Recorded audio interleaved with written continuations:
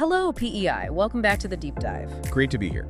We are really excited today, diving into something with just massive potential for all of Atlantic Canada. Absolutely. And look, we couldn't tackle this properly without the fantastic support and, frankly, the research legwork from our sponsor, Mike Montague, RE/MAX Charlottetown. Yeah, huge thanks to Mike.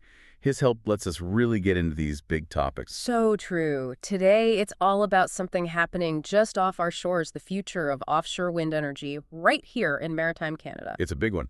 We've been looking at, well, all sorts of things, reports, articles, interviews with regional leaders. And the message coming through is pretty clear, isn't it? This isn't just, an idea. It's potentially enormous. That's the plan for today, really. Let's unpack what the sources are actually saying about the sheer scale, the potential benefits, the jobs. And importantly, let's get real about the challenges.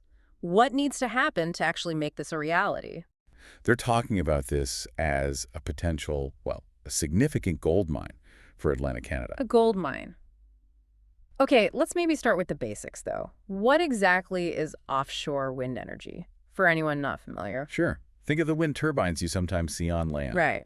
Well, offshore wind is basically taking that idea but putting the turbines out in the ocean off the coast. To catch those stronger sea winds, presumably? Exactly. The winds over the ocean are often much stronger and more consistent than on land. Okay, simple enough. So why all the buzz about Atlantic Canada specifically? What makes this region stand out? First, just look at a map.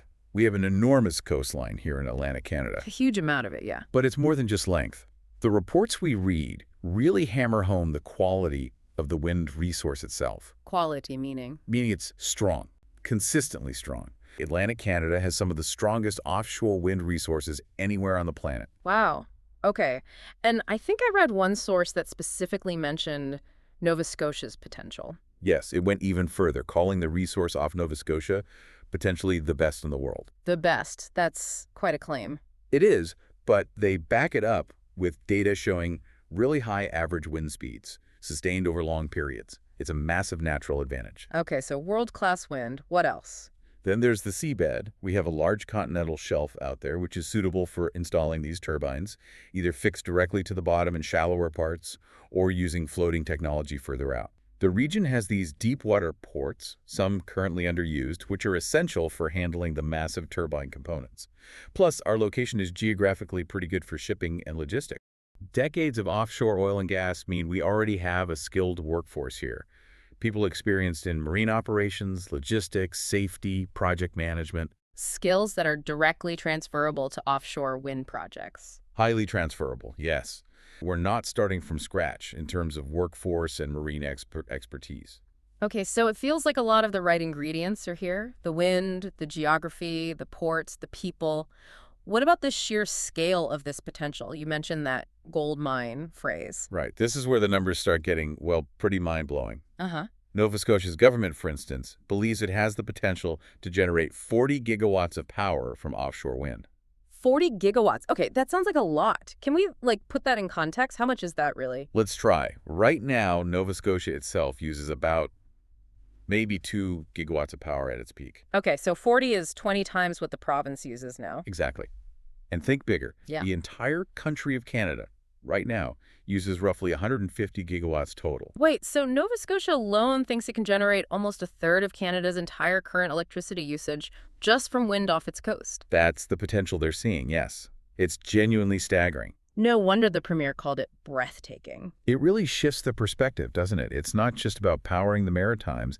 It's about potentially becoming a massive energy exporter. Okay, so the energy potential is immense. Let's talk about what that translates to for people here, for the economy, for jobs, across all the maritime provinces, including PEI. Yeah, this is where it gets really tangible for listeners.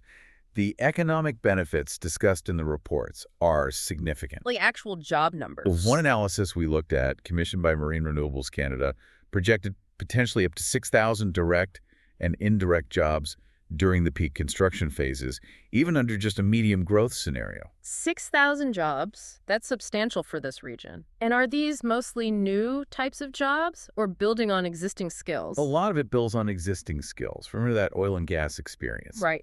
The reports emphasize that we already have companies and workers skilled in marine operations, logistics, environmental science, fabrication, all directly needed for offshore wind. So it's a chance for existing businesses here in the Maritimes to diversify, maybe get into a whole new growing sector. Absolutely. A major opportunity for them to access new revenue streams.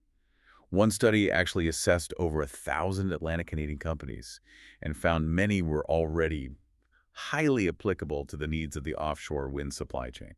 And we're seeing early signs. I think one source mentioned a terminal already handling components. That's right, the Atlantic Canada Bulk Terminal, already involved in handling offshore wind parts. It shows the supply chain is starting to gear up even before the really huge projects get underway. That's encouraging. What about involving everyone? Indigenous participation was mentioned too, wasn't it? Yes, and it's highlighted as a crucial opportunity. Indigenous businesses bring unique strengths, and there's potential for equity partnerships and projects and major roles in the supply chain. And that assessment you mentioned, did it look at diversity? It did. Found about 16% of the assessed companies were diverse or Indigenous owned, showing a base to build on for inclusive growth. That's really important. And just to stress, while NS might have the strongest wind resource, this is very much a regional opportunity, correct? Affecting PEI, New Brunswick, too. Definitely. PEI was part of that supply chain study you mentioned.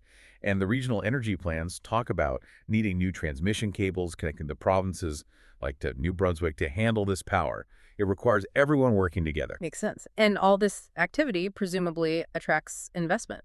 Big time. Significant private capital, potentially billions, just waiting for the green light, waiting for clear regulatory paths and infrastructure plans to invest in this potential. So beyond the jobs and the purely economic side, there's the whole clean energy angle, right?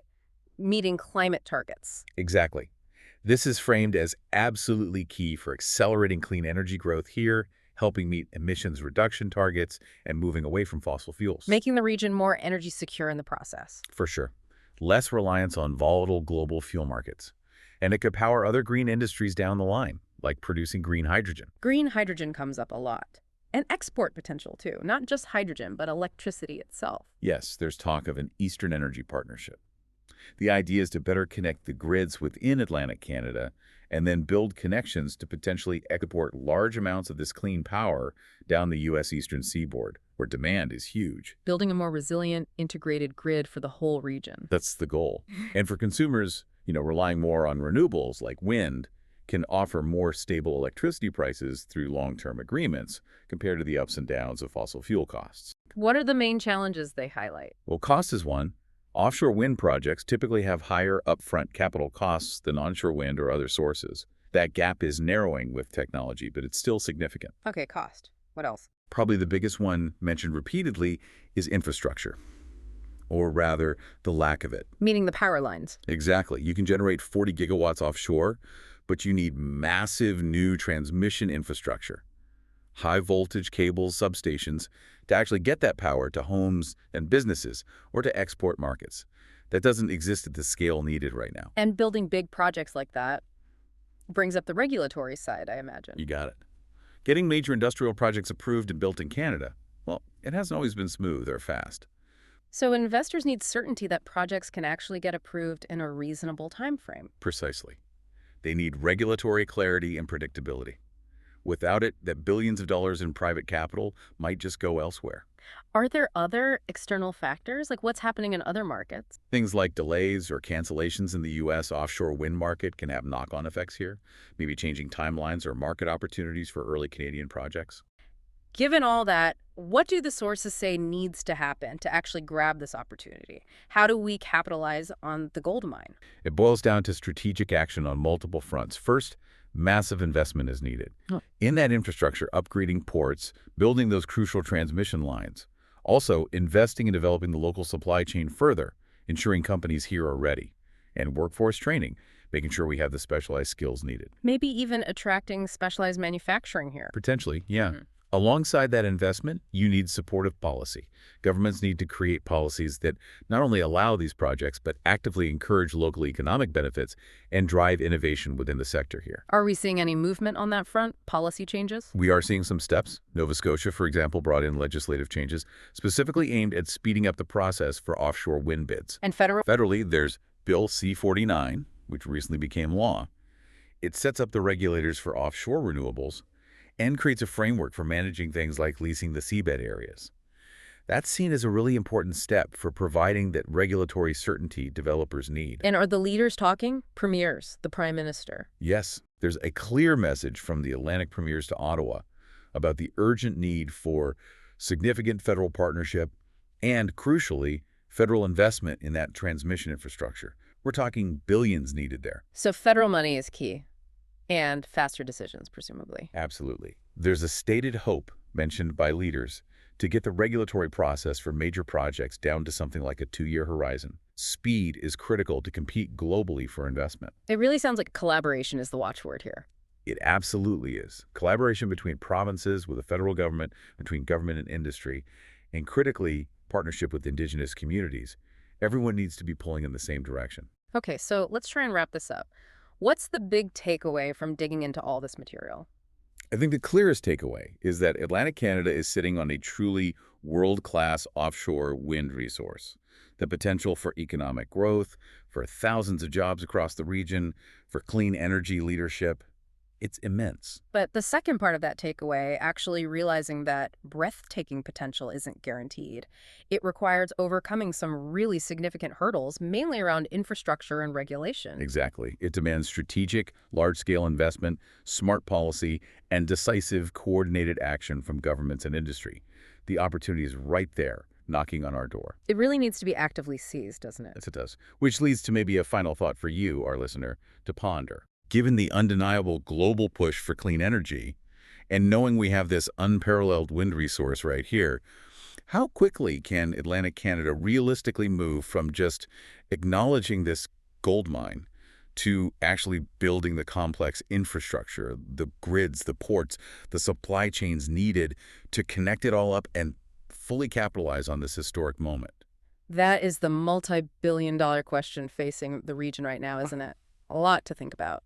Thank you for joining us for this deep dive today. It was fascinating to explore, and again, a huge thank you to our sponsor, Mike Montague, Remax Charlottetown. Don't forget you can find more deep dives on topics important to PEI and the Maritimes in our show archive wherever you get your podcasts. And please do hit subscribe. Maybe share this with someone who'd find it interesting. It really helps us keep these conversations going. Thanks again for listening. Until next time.